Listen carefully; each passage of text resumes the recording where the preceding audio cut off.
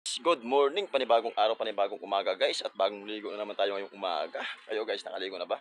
At meron naman tayong gagawin guys. Ito po yung aming titirahin kasi. Ayan ang baluktot na po yung connecting rod guys. Kaya bubuuhin namin ito mamaya guys. Ibababa namin yung makina kasi maraming damage. May nabungi ito sa timing gear guys. Bababa namin ito mamaya guys. Ano yung aming ngayong umaga gawing aming almusal.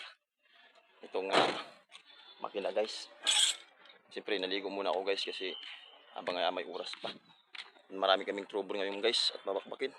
Sana samahan nyo kami sa pagbakbak ngayon guys. Ito naman isa. Aking pinan. Yung isa naman na pula. Ayun. Hindi pa namin na bakbak yung isa. Yung isa nakakatapos lang kahapon kasi kahapon out ko na kasi.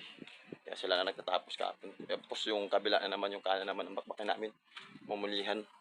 So, kasi kabilaan po kasi putol. Ito naman yung kingpin. Pasag na po yung bearing niya. Kaya ipaparada ko yun doon na maayos para walang makaabala.